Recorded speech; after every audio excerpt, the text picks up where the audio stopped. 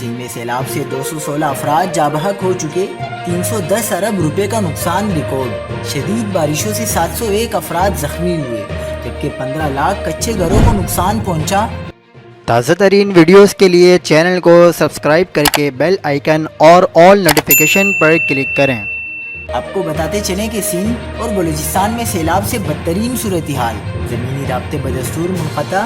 سندھ میں رواں سیزن میں ہونے والی شدید بارشوں اور سیلاب نے بری طرح تباہی مچائی ہے، اور اب تک 216 افراد اپنی جان سے ہاتھ دھو بیٹھے ہیں، جبکہ 701 افراد زخمی ہوئے اور 15 لاکھ کچے گھروں کو نقصان پہنچا ہے۔ اندرونی سندھ میں بارش کی تباہ کاریوں سے متاثرہ افراد کراچی پہنچ گئے۔ اندرونی سندھ سے آنے والے سیلاب متاثرین کو کراچی کے علاقے سچل گوڈ میں واقع سرکاری اسکولوں میں ٹھہرایا گیا ہے۔ دوسری جانب بلوچستان بھی سیلاب سے شدید متاثر ہوا ہے۔